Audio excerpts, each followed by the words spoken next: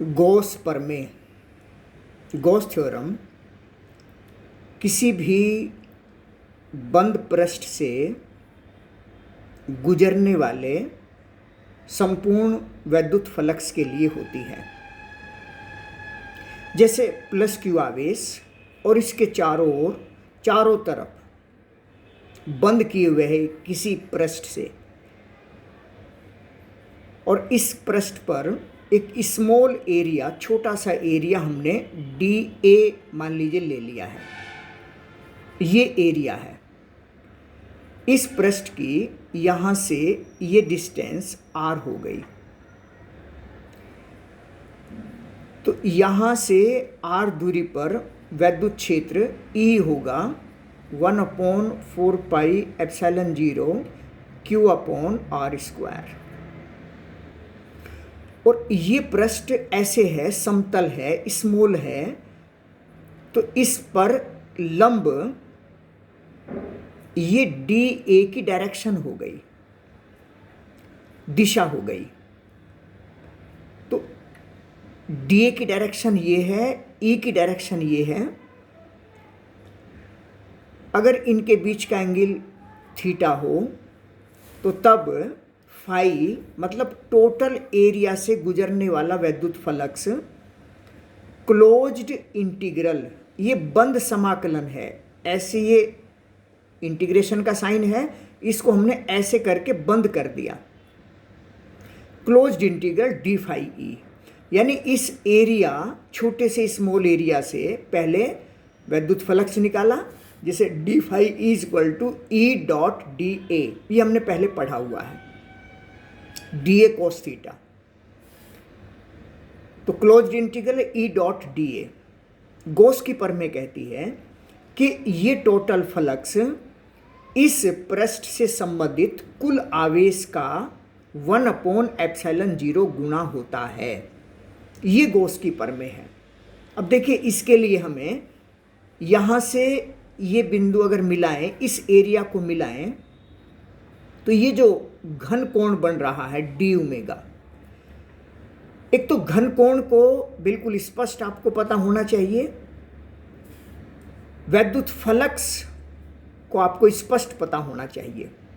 जैसे मान लीजिए ये समतल एरिया है, समतल एरिया ए है, इस पर लंब ये हो गया, ये ए की डायरेक्शन हो गई। और मान लीजिए यहाँ समरूप वैद्युत क्षेत्र है, एक समान वैद्युत क्षेत्र है जिसमें बल रेखाएं समांतर हैं और समदूरस्थ हैं, ये डिस्टेंस बिल्कुल समान है, इस तरह से लिया गया है। तो यहाँ से गुजरने वाला टोटल फ्लक्स इस एरिया से ई डॉट डी ए मतलब E dot A cos theta, और वैद्युत क्षेत्र की दिशा ये है और पृष्ठ पर लंब भी ये हो गया, तो थीटा के मान 0 हो गया। तो ई ए कॉस 0 यानी ई इंटू ए।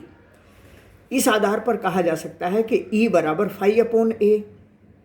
अगर ए का मान 1 हो, ए इक्वल टू 1, तो ई का मान फाई हो गया। यानी वैद्युत क्षेत्र की तीव्रता को हम ऐसे भी परिभाषित कर सकते हैं, वैद्युत क्षेत्र की तीव्रता उस पृष्ठ के लंबवत एकांक क्षेत्रफल से गुजरने वाली बल रेखाओं की संख्या के बराबर होती है। यानी बल रेखाओं को इस तरह से निर्धारित किया गया है, बल रेखाएं अनंत हो सकती हैं, लेकिन उनकी संख्याओं को इस तरीके से निर्धारित किया गया है कि एकांक क्षेत्रफल से गुजरने वाली पृष्ठ के लंबवत बल रेखाएं वैद्युत क्षेत्र की तीव्रता के बराबर होती है। तो एक तो वैद्युत फ्लक्स क्लियर होना चाहिए, एक घन कोण बिल्कुल क्लियर होना चाहिए, जो कि पहले बताया गया है। जैसे ये डी ओमेगा घन कोण, आर डिस्टेंस, ये एरिया डी ए हमने लिया था और इस पर लंब ये हो गया, और यहाँ से आर इस पृष्ठ पर अगर सेंटर लाइन खींचेंगे तो आर की डायरेक्शन ये हो गई, इनके बीच का कोण थीटा हो गया। इस एरिया का अगर हम इस पर ये लंब डालते हुए, यानी इस एरिया का एक तरह से प्रक्षेप कह लीजिए, यहाँ एरिया हो जाएगा डी ए कोस थीटा। तो डी ए कोस थीटा, इस पृष्ठ पर ये रेखा सेंटर लाइन बिल्कुल लंबवत पड़ रही है। लेकिन जो एरिया दिया हुआ था डीए उस पर लंबवत नहीं पड़ रही थी, वो किसी भी दिशा में हो सकता है। इस एरिया की डायरेक्शन ये है, इस पर लंब की डायरेक्शन जो सेंटर पर मिल रहा था ये आर है, और इस पृष्ठ को जो कि लंबवत पड़ रहा है इस पर, ये डीए कॉस थीटा एरिया हो गया।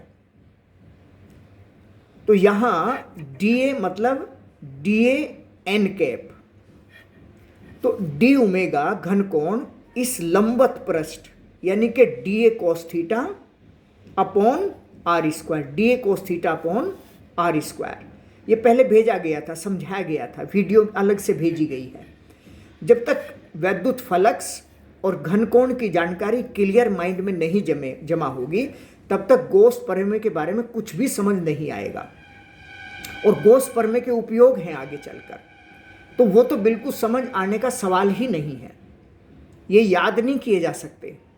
याद करके आप इसके आगे का सारा पढ़ना सीखना बंद कर देंगे। तो याद नहीं करना है, समझना है। इसलिए पहले भी कहा गया कि घनकोण, वैद्युत फ्लक्स, इनको बहुत अच्छी तरीके से तैयार कर लें। अलग से अगर कोई प्रॉब्लम हो तो वीडियो पहले भेजी थी, दोबारा फिर भेजी जा सकती है। तो घनकोण D omega DA dot R cap, क्योंकि ये DA cos theta upon are square है, और डीए कॉस थीटा का मतलब DA N dot R, N ये इसकी दिशा, DA dot R cap upon are square. अच्छी तरीके से इसको समझ लेंगे। वैद्युत फ्लक्स के बारे में पहले भी भेजा था। जैसे ये कोई भी एरिया हो, एरिया डीए है मान लीजिए, इसकी डायरेक्शन इस पर लंब होने की वजह से इसको नॉर्मल एन कैप कहा जा सकता है। एन कैप मतलब एन फॉर नॉर्मल। तो पृष्ठ पर लंब जो डायरेक्शन है वो डीए की डायरेक्शन हो गई। और इस एरिया से जो वैद्युत क्षेत्र यहाँ है, मान लीजिए वो उसकी डायरेक्शन ये है, तो वैद्युत क्षेत्र की दिशा और पृष्ठ पर लंब कहो या पृष्ठ की दिशा कहो, ये एक ही बात हो गई। यानी पृष्ठ पर लंब ही इसकी दिशा होती है, ये डीए हो गया। तो इससे गुजरने वाला वैद्युत फ्लक्स डी फाई ई बराबर ई डॉट डीए। ई डॉट डीए मतलब एन कैप, इस पर लंब, ये डायरेक्शन हो गई। तो ई डीए कॉस थीटा।